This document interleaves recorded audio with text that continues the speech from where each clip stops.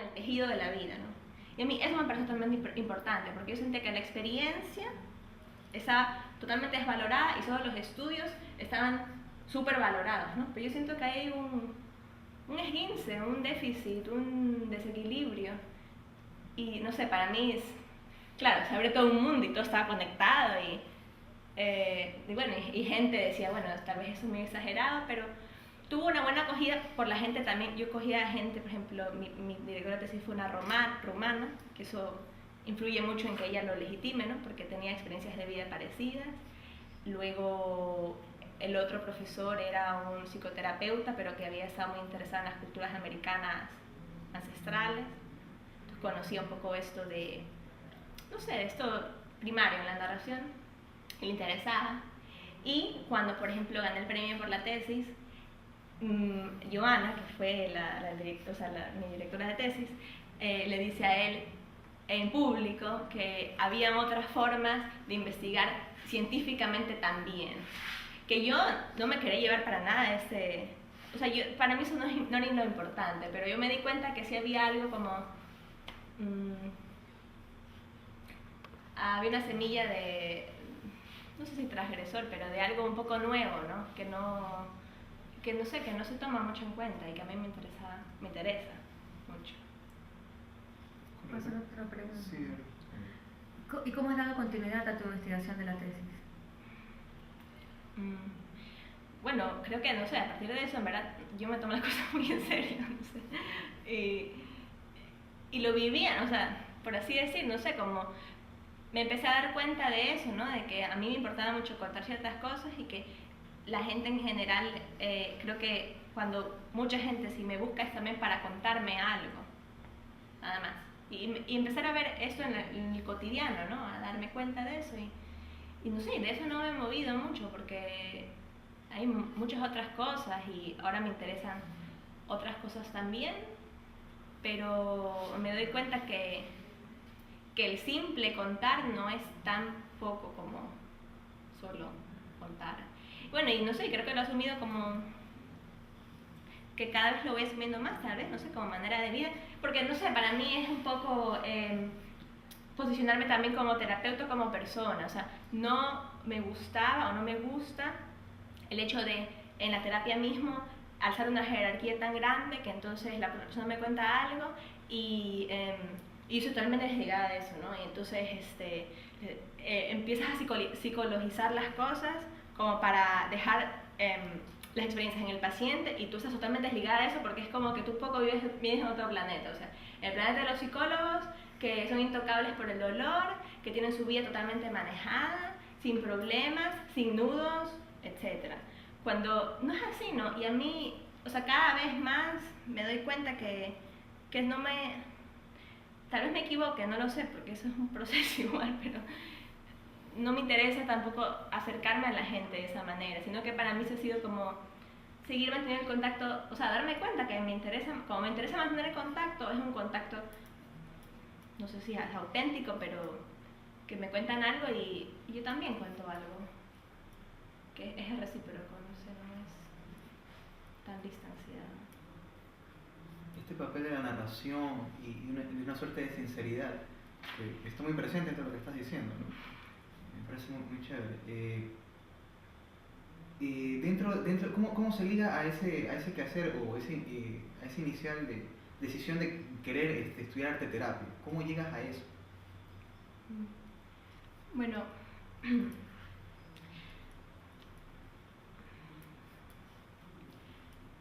no sé, casualidad, intuición,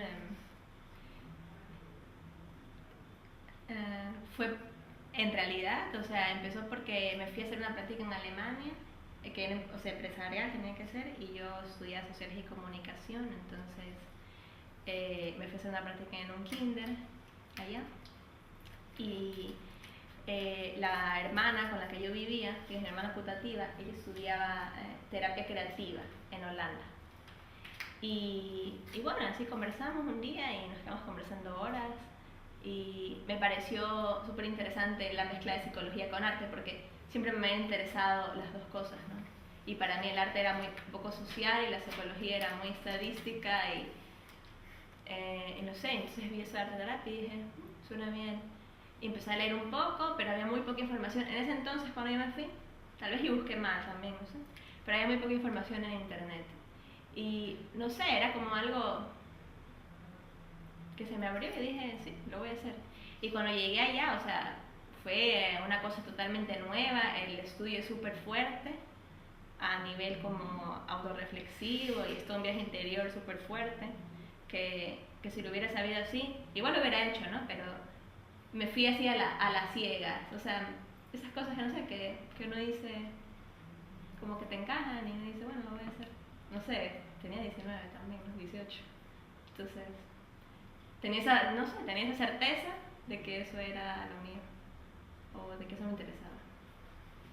Alejandra, cuéntanos un poquito que hablas de la experiencia como tal de haber estudiado esta carrera allí en el extranjero.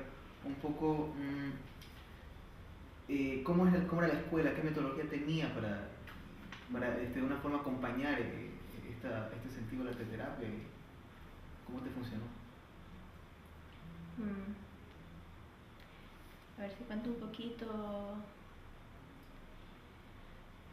Los primeros, hacia el primer año es de conocimientos básicos, por ejemplo, de conocimientos básicos en la psicodinámica del cerebro, luego en psicología también, o sea, como las corrientes terapéuticas básicas, que es lo que han pensado psicólogos a lo largo del tiempo un poco, y luego una formación artística desde el comienzo, pero siempre empezando como por un análisis de la imagen, o sea, se empezaba así por algo muy primario, ¿no?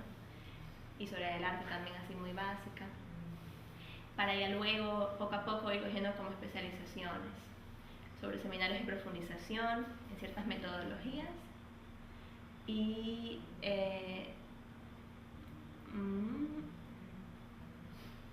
metodologías y clientelas con las que se quería trabajar. Por ejemplo, nombro mi ejemplo porque hay igual otras cosas, pero el método que yo escogí era un método que trabajaba con arcilla y que se fijaba mucho en la percepción de las manos, ligado con el movimiento. Bueno, eso es un método que inventó un hombre que trabajaba ahí y que ahora está registrado como en verdad forma terapéutica también. Y ese, por ejemplo, era una metodología. Luego podía escoger también, por ejemplo, análisis de cuentos, que es una corriente un poco más psicoanalítica. La corriente que yo cogí era un poco iba en torno, o sea, la psicología del desarrollo era como muy enfocada a las necesidades del individuo y a los momentos de crisis en un individuo y qué es lo que pasa ahí, cómo se percibe eso en el movimiento que él expresa o no expresa. Y eso como metodologías de trabajo. Eso es una manera de metodologías, y otra manera de cómo se transmitía el conocimiento era a nivel de seminarios que eran solo arte terapéuticos, por ejemplo. Entonces ahí por ejemplo, un título de un seminario es procesos estéticos de identidad, cómo entra en conexión, algo así. Entonces era un poco paulatinamente ir acercando a este tipo de pensamiento diferente, ¿no? Porque no está lejos de una manera funcional de estar en el mundo, sino valorando otro tipo de cosas, no sé, que es lo emocional, que mucho psicológico también, pero mucho también de los entendimientos de los conocimientos del arte, ¿no? De los procesos del arte, de los espacios de libertad, que dan los procesos creativos.